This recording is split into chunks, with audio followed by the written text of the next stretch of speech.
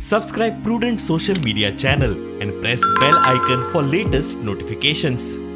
नव्या सरकाराचे पहिले अधिवेशन विधानसभा अधिवेशन मंगळारच्यान सुरू जाता आहे. फक्त 2 दिसाचे अधिवेशन आसतले. 2 दिसाचे अधिवेशनान क्वेश्चनावर बी काय आसचेना.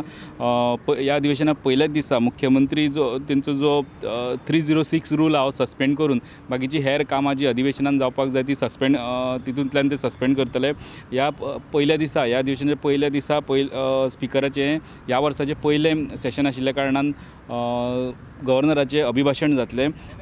ते उपरांत तेजे पयलीं स्पिकराचें इलेक्शनूय जातलें. हांगसर स्पिकराचें इलेक्शन जाल्या उपरांत गव्हर्नराचें भाशण, मागीर कांय ऑबिच्युरी रेफरन्सीस आहा, अशोक प्रस्ताव, मागीर कांय कॉंग्रेच्युलेटरी रेफरन्सीस आहा. तेजे उपरांत डेप्युटी स्पिकराचें इलेक्शन करपाचो हें येतलो. थंय सांगतली डेप्युटी इलेक्शन दुसरे दिसा जावपाचें आहा म्हणून.